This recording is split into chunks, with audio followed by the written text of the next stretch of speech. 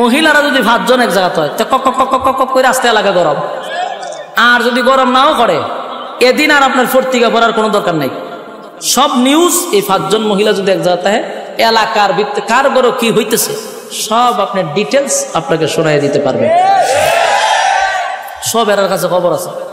এই যে বেহুদা কথা 5 জন মহিলা বইয়া কয় জাহান্নামে যাবে, এটা কয় নাম্বার কারণ? 3 নাম্বার কারণ। কিন্তু এই মহিলারা জানেই না। হ্যাঁ, বাস্তব না বাস্তব? 3 নাম্বার কারণ হলো ওয়াকুন্না নাখুদু মা'আল খাইদিন।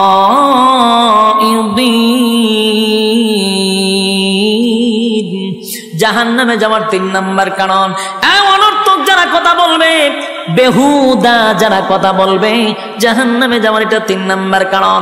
এবার আসুন 4 নাম্বার কারণ। 4 নাম্বার কারণ ওয়াকুন্না নুকাযযিবু বিয়াউমিদ্দিন।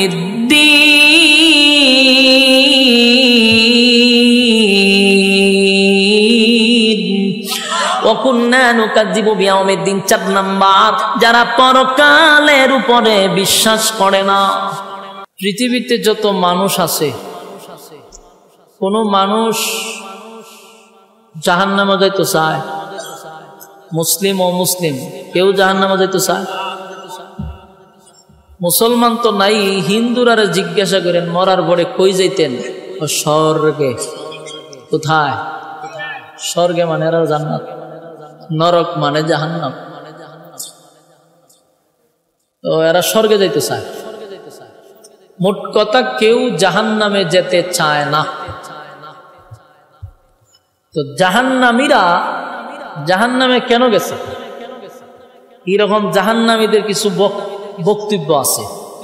জাহান্নামীদেরও কি আছে? বক্তব্য। জাহান্নামীরা জাহান্নামে কেন গেছে এই ব্যাপারেও বক্তব্য আছে। জাহান্নামীদের বক্তব্য, তারা বলবে যে আমরা 4টা কারণে আসছি। বলুন কয়টা কারণে? এই 4টা কারণ আপনাদের সামনে আমি বলবো। এখনো যদি বইলা লাই তো আর শেষ হইব, ঠিক না? এই জন্য 4টা অপশন আমি রাখছি। আপনাদেরকে 4টা কর্মসূচি দিয়ে বিদায় করে দিবেন ইনশাআল্লাহ। তবে এই জায়গা পর্যন্ত যাওয়ার আগে কিছু কন্ডিশন আছে। কন্ডিশনগুলো আমাদের একটু বুঝতে হবে। প্রথম নাম্বার প্রশ্ন হইল, জাহান্নামে কেউ যেতে চায় না। একজন বেনামাজি যে 1 ওয়াক্ত নামাজ পড়ে না, বছরে 2 বার নামাজ পড়ে, ওই 2 ঈদে, এছাড়া তার মসজিদও দেখা যায় না, ঈদগাহও দেখা যায় না, কোথাও পাওয়া যায় না। এটা হলো বসিরা নামাজি। আর একটা নামাজি আছে শবে বরাত, শবে কদর, শবে মেরাজ। এই সময় দেখবেন মসজিদও জাগা লয় না, খুব ঠেল্লা টুইলা মসজিদে ঢুকতে হয়। কারণ ওই যে সিজুন্না এখন মুসল্লি ঢুকছে শবে বরাতের রাত্রিতে, শবে কদরের রাত্রিতে। আমার ভাষা বুঝুননি? বুঝলে হানা কই, এটা কি বাস্তব কইতেছি না অবাস্তব? শবে বরাত, শবে কদর, শবে মেরাজও যেই পরিমাণ মুসল্লি দেখা যায়, এই মুসল্লি কি রাতগুলা সারা দেখা যায় নি? মসজিদে লোক নাই। এটারে কয় সিজুন্না মুসল্লি। আর একটা মুসল্লি আছে সপ্তাহে 1 দিন, জুমার দিন। এদিন দেখবেন আবার মসজিদে জায়গা হয় না। আমাদের দেশে কয়েক ক্যাটাগরির নামাজি আছে। এরকম একজন নামাজির একদিন 2টা জিজ্ঞাসলাম যে ভাই আপনারা তো 2 ঈদে দেখুন যায়, এ ছাড়া আপনার আর পাওয়া যায় না, ঘটনা কি? ফের আমি কইছিলাম নাকি জাহান্নামে যাইতে চান? না সব বনাস, জান্নাত যাবো ওই যেত। তাই আমি কইছি সারা বছর দিয়ে আপনার পাওয়া যায় না, খুব ব্যস্ত থাকি, খাম কাজ থাকে, ব্যবসা বাণিজ্য করি, সবসময় কি আর সম্ভব? এই ব্যক্তিটার জিজ্ঞাসি, হ্যাঁ কিন্তু জাহান্নাম শূন্য লাভ মারছে, এ শরীরে বিজারা মারছে যে না আমি জান্নাতে যাইতাম। 1 ওয়াক্ত নামাজ নাই, তার দাবি কি? জান্নাত। একটু কথা টথা কইলে আমি কথা বলার উৎসাহ পাবো। আমার কথা বুঝতেছেন? আপনারা যদি আমার সাথে হ্যাঁ না ঠিক বেঠিক এগুলা বলেন, তাহলে বলনে বলার, কথা বলার উৎসাহ বাড়ে। আর নাইলে কথা বলার উৎসাহ, আগ্রহ এটা কমে যায়, কথা বলতে ভালো লাগে না। আপনারা আমার একটু বালা লাগাই দিতে হতো, কথাগুলি একটু মনোযোগ দেন। এই লোকটা বেনামাজি, কিন্তু তার টার্গেট হলো জান্নাতে যেতে চায়। একজন সুদখোররে যদি তাফা দেয়া ধরেন, বলে রে সারাটা জীবন খালি সুদ খাইতে আছো খাইতে আছো, জান্নাতও যাইতে না জাহান্নামও যাইতে না, দোয়া করেন আল্লাহ যেন জান্নাত দেয়। খায় কি? সুদ। ঘুষখোররেও যদি ধরেন যে ঘুষ খাইতে খাইতে ফেট দিয়ে একটা 3 হাত লম্বা করছস, কই যাইতে মরার পরে? দোয়া করবেন জান্নাতও যাইতাম। হেড দাবিও জান্নাত, ঠিক নেই? যত সুর বাটপার বদমাশ আছে, বেনামাজি, সুদখোর, ঘুষখোর, সব জোয়াখোর এক জায়গাতে একত্রিত করলে এর আন্দোলন করার প্রয়োজন যে আমরা জান্নাতে যাব, প্রয়োজন আন্দোলন করব। তখন আমি যদি প্রশ্ন করি জান্নাত কি আপনার মামুর বাড়ি না শ্বশুর বাড়ি যেটা চাইলি পাওয়া যায়? এটা তো আবদারের জায়গা না, চাইলি পাওয়া যায় না, শর্ত আছে। বলুন কি আছে? দুনিয়া পাওয়ার জন্য কোনো শর্ত নাই, কিন্তু জান্নাত পাওয়ার জন্য শুধু শর্ত না, অবশ্যই শর্ত আছে। দুনিয়া পাওয়ার জন্য কি নাই? শর্ত নাই। দুনিয়া আল্লাহ যারে মনে চায় তারে দেয়। আস্তিকরেও দুনিয়া দেয়, নাস্তিকরেও দুনিয়া দেয়। মানে আল্লাহ মানলেও দুনিয়া দিবে, আল্লাহরে যদি নাও মানেন তাও আল্লাহ দুনিয়া দেয়। দুনিয়ার ক্ষেত্রে তসবিহ পড়ন লাগতো না, দুনিয়ার ক্ষেত্রে মাথার ফাগরি লাগানি লাগতো না। দুনিয়া আল্লাহ যারে মনে চায় তারই দেয়, কিন্তু পরকাল যারে মনে চায় তারে দেয় না। পরকাল পাওয়ার জন্য বাধ্যতামূলক শর্ত আছে। দুনিয়া পাওয়ার শর্ত লাগে? যারা আল্লাহরে গালি দেয় এরা আমরা চেয়ে 3 ডাবল আছে, কথা হয় না? আমেরিকা গাড়ি আছে, বাড়ি আছে, কিন্তু গালি দেখারে আল্লাহরে। কিন্তু কেন দেয়? আল্লাহ হয় দুনিয়ার কোনো মূল্য আমার কাছে নাই। মরা গুরু যখন মারা যায়, গুরু এটা কই ফালান নিয়া ওই ময়লার স্তূপে নিয়ে ফালাই দিয়া, ঠিক না? আগে মরা গুরু খাইতো শুকুনে, এখন শুকুন আসেনি। ওই যাদের বয়স 30 এরা ছোটবেলা বলতে পারবে শুকুন দেখছে, আর 15-20 বছরের বুলা মানে যদি শুকুন দেখছে দিলে বুঝবেন হ্যাঁ মিথ্যা কথা বলছে। এরা দুইটা আস্তে আস্তে দুইটা চটপনা দেওয়ার দরকার, মিশা কথা কইলে গেলে। কারণ আমরা 30 বছর ভাইরিছে, আমরা কইতে পারি যে ছোটবেলা দেখছি শুকুনে আয়া গুরু খাইছে। এখন আয়া না কেন? মানুষ গুরুর শুকুনের চেয়ে বড় শুকুন হয়ে রয়েছে।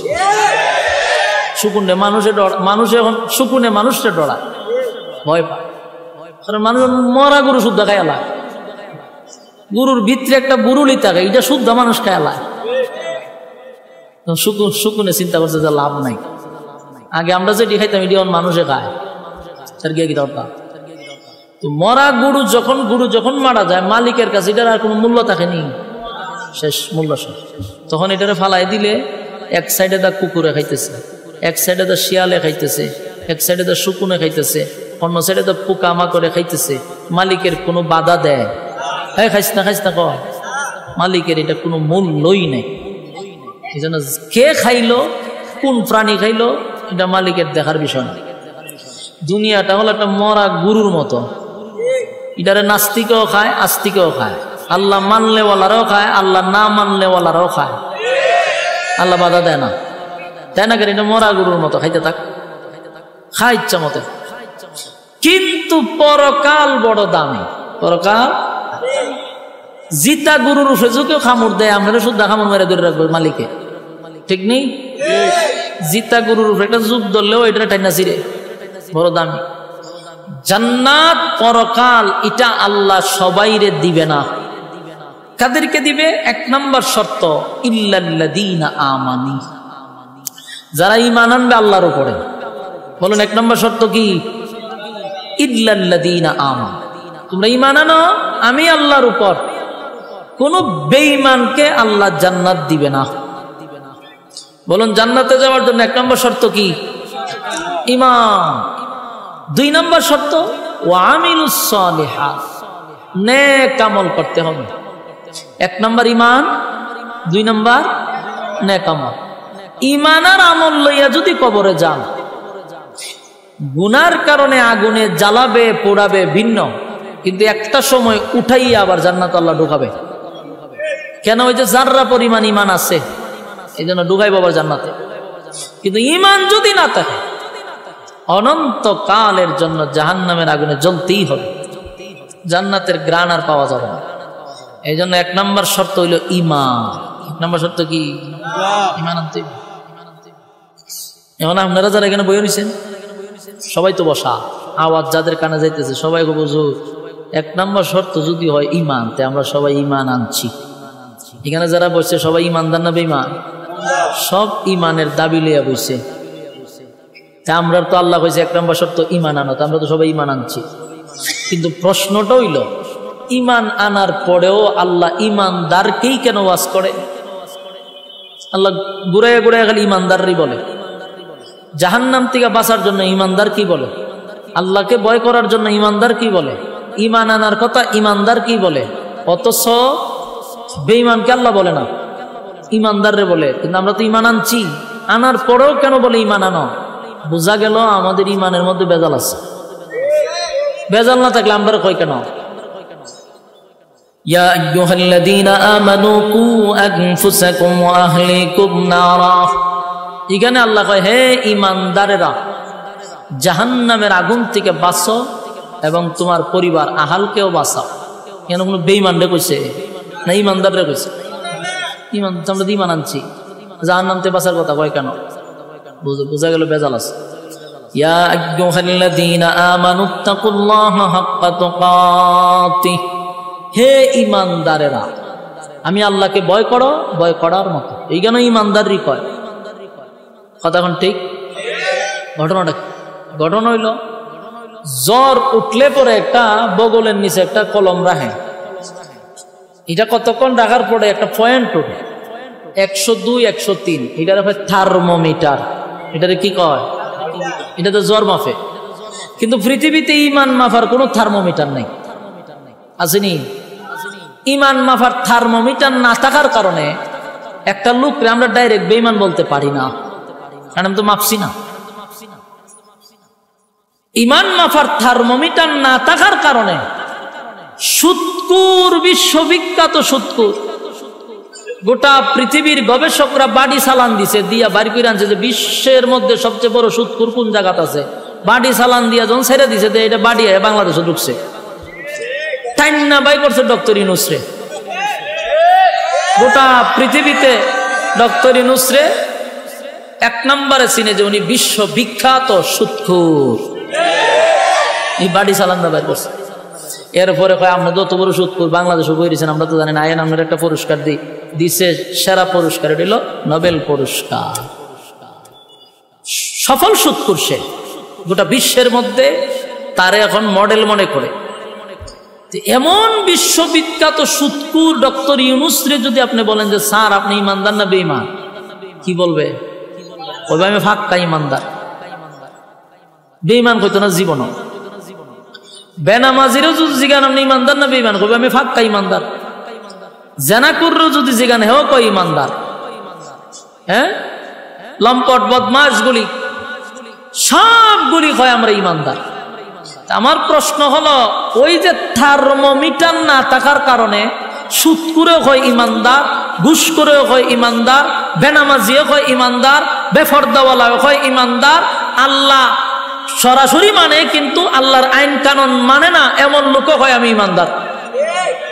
কেন? ওই যে থার্মোমিটার নাই। কিন্তু আল্লাহর কাছে থার্মোমিটার আসেনি। আল্লাহর থার্মোমিটারে আমরা ধরা পড়ি। ধরা পড়ার কারণে আল্লাহ বারবার ইঙ্গিত দেয়া ভাই ঈমানদারের দলগল ঈমান আন। আল্লাহ তো জানে আমরা ঈমানের মধ্যে গন্ডগোল, এই জন্য আল্লাহ বারবার কোরআনে বলেন ঈমানদার ঈমান আন, কোনো বেঈমান কয় না, কারণ এত সিল মারা বেঈমান। কিন্তু তুই তো ঈমানদার না, তুই ঈমানের বেশ ধরছস। আমার কথা বুঝিনি আপনারা? এটা তো একবারে সিল মারা বেঈমান। আর ঈমানদারের মধ্যে যে বেঈমান হয়ে বইয়া রইছে, এ ধরছে ঈমানের বেশ, কিন্তু ভিতরে ঈমান নাই। এটা তো মানুষের থার্মোমিটার দিয়ে বের করতে পারতো না। এই জন্য আল্লাহ বারবার কোরআনে বলতেছে হে ঈমানদার ঈমান আন, হে ঈমানদার ঈমান আন। কারণ ঈমানদারকে বলার উদ্দেশ্য হলো ভিতরে গন্ডগোল আছে, পরিপূর্ণভাবে ঈমান আনতে হবে। কথা কি ক্লিয়ার বুঝতেছেন? ঈমান আর আমল লইয়া যদি আপনি কবরে যাইতে পারেন, আল্লাহ বলেন যদি গুনাহ হয় এর বিনিময়ে জাহান্নামে যাইতে হবে, ফিডা একটা খাইতে হইব, জনমের মাইটটার খাওয়ার পরে থুইল্লা আবার জান্নাতে ঢোকাবে। ওই যে ঈমানের গুণে হাসরের মাঠে দল হইব 2টা, একটা ডানপন্থী, একটা বামপন্থী। দুনিয়াতে ডানপন্থী বামপন্থী আসেনি? আছে আছে। জান্নাতে এই হাসরের মাঠে দুই দল, একটা ডানপন্থী একটা বামপন্থী। ডানপন্থী যারা ইল্লা আসহাবাল ইয়ামিন, আসহাবে ইয়ামিনদেরকে আল্লাহ ডান হাতে আমল নামা দিয়া বিনা হিসাবে জান্নাত দিব। বিনা হিসাব, হিসাব নিবে না। প্রশ্ন হলে হিসাব নিবে না কেন? কারণ আল্লাহ যাদেরকে জান্নাত দিবে এদের কারো কাছ থেকে হিসাব নিবে না। কারণ হিসাব নিতে গেলে ধরা পড়ে যাবে, হিসাব নিতে গেলে ধরা পড়ে যাবে। এই জন্য যাদেরকে আল্লাহ জান্নাত দিবে এটা বিনা হিসাবে দিবে। তো যারা ডান হাতে আমল নামা পাবে এদের তো খুশির কোনো অভাব নাই, আনন্দের সুরেরা লাফাইতে থাকবে। ডান হাতে আমল নামা পাইছে, এত খুশি, খালি লাফায় খালি লাফায়। ইল্লা আসহাবাল ইয়ামিন, যারা ডানপন্থী, ডানপন্থীদের আমল দিবে ডান হাত, খুশিতে লাফাইব। আল্লাহ জিগে লাফাস কেন? আনন্দে লাফাই। আল্লাহ বলেন জান্নাতের ভিতরে অসংখ্য অগণিত নিয়ামত রাখছে। এই ডুববার আগে দিন আসস ভিতরে তখন গেছো তুই শোন, জান্নাতে ঢোকার আগেই তোদেরকে কিছু স্পেশাল নিয়ামত দিব, যেই নিয়ামত দুনিয়াতে কেউ চাইলে আল্লাহ দিবে না। আমার কথা কি বিরক্ত হইতেছে? যদি ভূমিকা না বুঝেন তো সামনের ওয়াজ কেমনে বুঝবেন? আমি আপনার জায়গা পর্যন্ত নিতে গেলে আমার এই ভূমিকাটাকে বুঝতে হবে, এরপরে জায়গাত যাইতে হবে। ডাইরেক্ট জায়গাত যাবো কেমনে? ভূমিকা বুঝতে হবে, মনোযোগ দিয়ে শুনে। দুনিয়াতে এমন কিছু নিয়ামত আছে যা মানুষ চাইলে কোনো দিন আল্লাহ দিবে না আর আমরা পাবো না। এমনকি নবী রাসূলগণ চাইলে আল্লাহ দিবে না। আমার কথা বুঝতেছেন? এমন কিছু নিয়ামত আছে যেটা জানি আমরা পাবো না, কিন্তু এখানে যারা বসা আমি সহ প্রতিদিন আমরা মনে মনে এটাই চাই, কিন্তু আমরা এটাও জানি যেটা পাবো না। কিন্তু মিছামিছি কাল্পনিক ভাবে আমরা আল্লাহর কাছে এটা চাই, কিন্তু আল্লাহ দিবে না এটা আমরা জানি। নবী রাসূলই দিবেন, আমরা দিব করতে গেলে। কিন্তু এমন একটা মানুষ নাই যেটা প্রতিদিন মনে মনে চায় না। এমন কিছু নিয়ামত আছে, বড় আশ্চর্যের ব্যাপার না? যে জানি আমরা আল্লাহ দিবে না, তা আমরা চাই কেন? যে অটোমেটিক চাই। এর এক নাম্বার নিয়ামত হলো কেউ মরতে চায় না। কতক্ষণ না দি কেউ মরতে চায়? আমি চাই, জীবনও চাই না। আপনিও চান না, আমিও চাই না। কেউ মরতে চায় না, কিন্তু মরতে হবে। কতক্ষণ?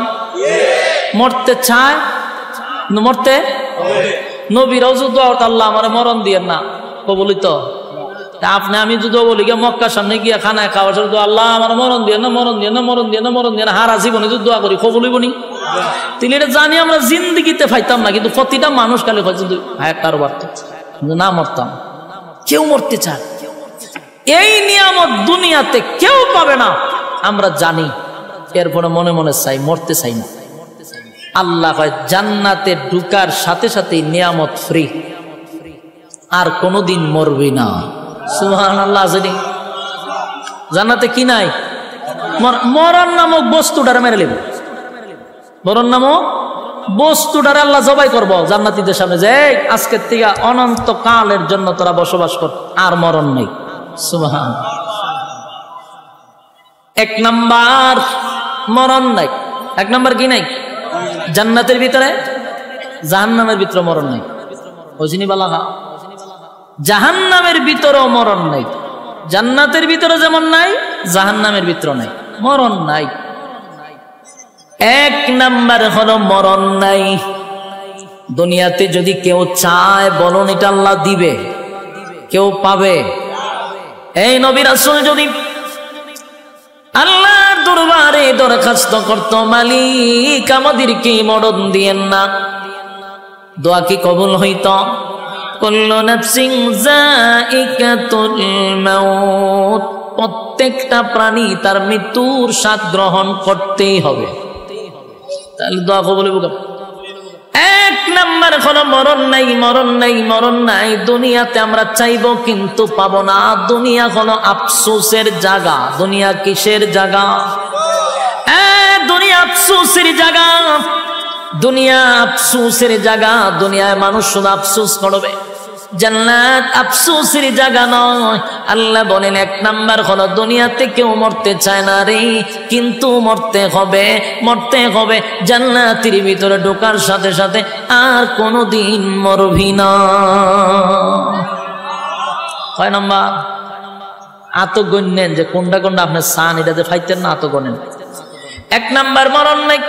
2 নাম্বার হলো পৃথিবীর কোন মানুষ বৃদ্ধ হতে চায় না। ওমা আপনারা ঠিকই বোঝা যায় আপনারা সবাই বৃদ্ধ হইতে চান। আমি কই ওয়াজ করতাম, এটা কি গুরুস্থান? সেদবেত নাই, ওই ভাবনার মানুষের মতো। ভাবনার মানুষকে কাককুতানি দিলে 3 দিন পরে হাসি দেয়।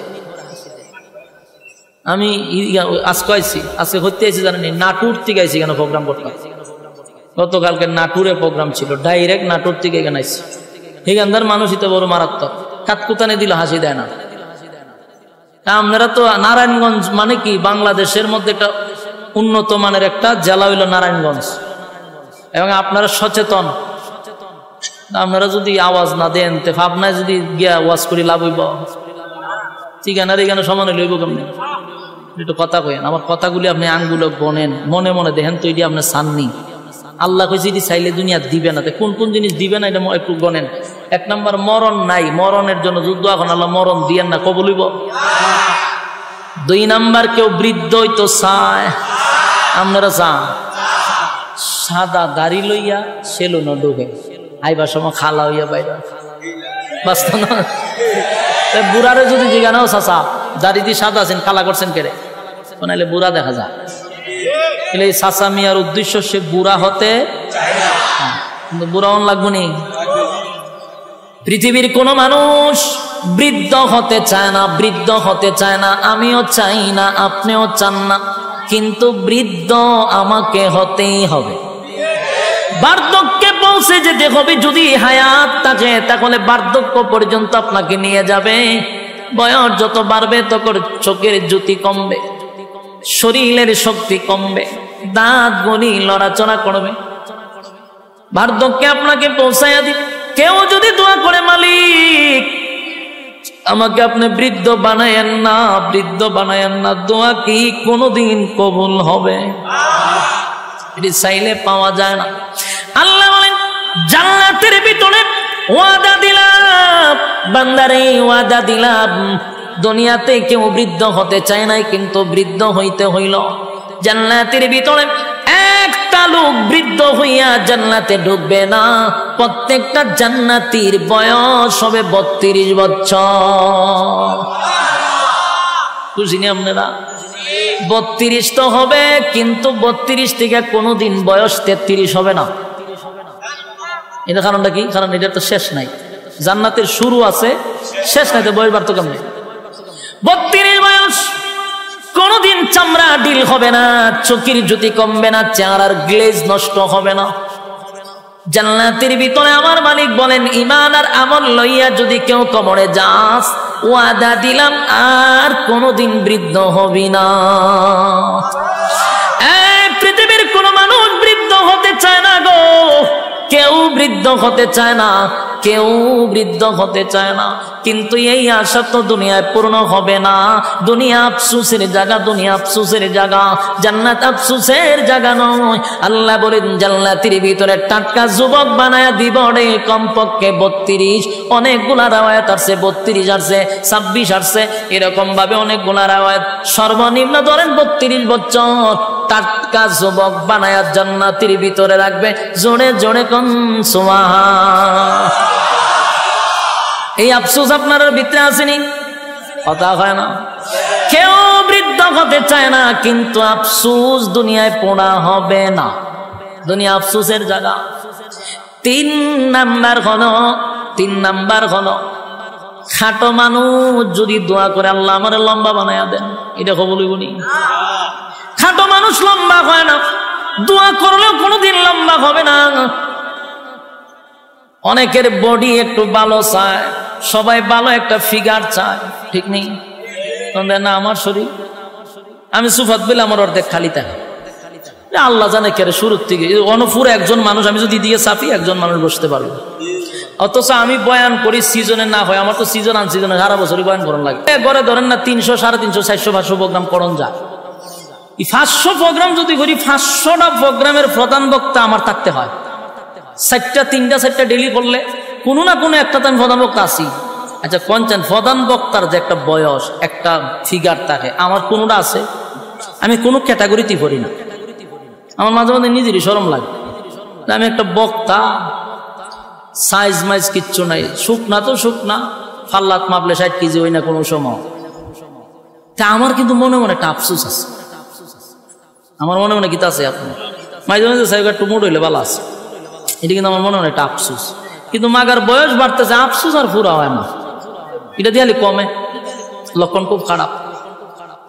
সবাই একটা ফিগার চায়, ভালো একটা বডি চায়, কথা এখন ঠিক নেই। খাটো মানুষ কোনদিন লম্বা হয়, এবার হ্যাংলা মানুষ এটাকে হঠাৎ করে জিম যে করে এক জায়গায় বডি আছে, ফিল্টার বডি ফিল্টার হয়, এটা কি করা সম্ভব নেই? সবার বডি কিরকম হয়? কেউ দেখা যায় ফ্যাট, শরীর থেকে ফ্যাট লইয়া গেছে আরেক দিকে, কিরকম মানুষ আছে না? আফসোস আছে কিন্তু এটা পায় না। যেমন আমার আফসোস আমি ভাই, কথা কই না দি। আবার আমার থেকে একটু মুড আছে, হের মনে মনে চিন্তা যে আমি একটু চিকন হইলে ভালো আছে। আমার অনেক বন্ধু বান্ধব আছে, আমি মনে হয় তোর বডিটা আমার হইলে সুপার হক আদায় লইলে তখন করে আমার তোর স্বাস্থ্যটা যদি আমার হইতো, আমি যে কি দোয়া করলাম, আমার যে কি অশান্তি, আমি উঠতে পারি না, বসতে পারি না, দৌড়তে যাইতে পারি না। তখন দেখলাম আর সব বনা সে দিয়ে আরেক আফসোস, এ কই কম তো আর আমি কই বাড়ত। মাগার আফসোস ঘুরে সব জায়গাতে আছে, কারণ দুনিয়াটাই হলো আফসোসের জায়গা। বাস্তব না বাস্তব? আল্লাহ বলেন দুনিয়ার মধ্যে যদি কেউ চায় খাটো মানুষ, আল্লাহ আমার লম্বা বানায় দেন, কোনদিন দোয়া কবুল হবে না। খাটো মানুষ লম্বা হয় না, স্বাস্থ্যবান লম্বা স্লিম বডি চাইলেই পাওয়া যায় না। কিন্তু আল্লাহ বলেন ঈমান আর আমল লইয়া যদি কবরে আসস বান্দারে, ওয়াদা দিলাম প্রত্যেকটা জান্নাতীর বডি কমপক্ষে 60 হাত লম্বা হবে। কি বুঝে 60 হাত লম্বা? এই ব্যান্ডেলটা যতক্ষণ বড়, ততক্ষণ বড় যদি একটা মানুষ একটা খার হয়, বুকটা হতন বড়ইব। এই গান আমার ফ্যাট ম্যাট নাই, একদম ওই যে ফিডাইনা বডি যেটা কয় ফিল্ডার, এরকম বডি অন্তত 60 হাত লম্বা। সুবহানাল্লাহ। এক মাপের, কেউ 1 ইঞ্চি বেশি চুট এরকম না, 1 মিলের। বুঝি না আপনারা? কয় হাত? আদম নবীর মতো বডি। আদম আলাইহিস সালাতু ওয়াস সালাম 60 হাত লম্বা, জান্নাতীদের প্রত্যেকের বডি থাকবে 60 হাত লম্বা। তাহলে দুনিয়াতে আফসোস করলেন, কোনদিন পোড়া হলো না। জান্নাতের ভিতরে আমার মালিক কিন্তু প্রত্যেকটা জান্নাতীর লম্বা প্রায় 60 হাত করে দিবে। সুবহানাল্লাহ। দেখুন তো মনে মনে চিন্তা করে, এগুলো আপনি আমি আফসোস করি কিনা? অনেক সময় চিন্তা করি আর যদি 2 ইঞ্চি লাম বইতাম, হ্যাঁ এরকম অনেকে ভাবে না? অনেক সময় আমার বডিটা যদি আরেকটু ফিটফাট হইতো, বড় সড়ো হইতো, আসেনি আফসোস? দুনিয়ায় কোনোদিন পোড়া হবে না, কোনোদিন পোড়া হবে না যদি সারাদিন দোয়া করেন, আল্লাহ আমি 5 ফুট আমার 7 ফুট বানায়া দেন। এই দোয়া কি কোনোদিন কবুল হইব? আপনারা মাদ্রাসার মুহতামিমরা লইয়া যদি খানায় কাবার সামনে যান, বলে হুজুর আপনারা বাড়া করেন যে খালি দোয়া করবার লাগে, হুজুরে যদি খান দেয় আপনিও খান দেন, দোয়া কবুল হয়ে যাবো গা? কোনোদিন দোয়া কবুল হবে না। আফসোসের জায়গায় থেকে গেল দুনিয়া, আফসোসের জায়গা। জান্নাতের ভিতরে কম পক্ষে 60 হাত লম্বা। সুবহানাল্লাহ। কয়টা গেছে? এত গুনছেন নি? 3টা গেল। 4 নাম্বার হলো কালো মানুষ কোনদিন সুন্দর হয় না। কথা হয় না? কালো মানুষ সুন্দর হয়? কেউ যদি ধর আল্লাহ আমি ঘুমাইছি খালো ইয়া সহায় লালটা যেন আমি দেখি আমি দল হয়ে গেছি, এই দোয়া কবুল বলি। কালো মানুষ কোনদিন সুন্দর হয় না। কালো তো কালো, যদি দোয়া কইরা সুন্দর হইতো রে, তাহলে হাফসি বেলাল আগেই সুন্দর হয়ে যেত। কালো মানুষ কোনদিন সুন্দর হবে না। আল্লাহ বানাইছে আপনারা যেমন এমনই হবেন, কিন্তু কালো মানুষ যারা তারা সুন্দর দেখলে মনে মনে একটা আফসোস আছে। কপালের ঘরের কপাল, আমি এক কালার ঘরের খালা, এরকম অনেকে কয় না? আয়নার সামনে কতক্ষণ পরে পরে যায়, ডাইনের চুল বামে নেয়, বামের চুল ডাইনে নেয়, এটা কেড়ে করে সুন্দর দেখা যেত। হ্যাঁ কথা কই না দি? এই বুং বাং কেন করে? একবার পিছাতে চায়, একবার সামনেতে চায়, আয়নার সামনে এক লাখ লাখ কথা কয়, বুঝায় হের একটু সুন্দর লাগতো, উদ্দেশ্য একটাই সুন্দর লাগতো। কিন্তু যতই চেষ্টা করস তুই কি খালা মানুষ সুন্দর হইবি নি?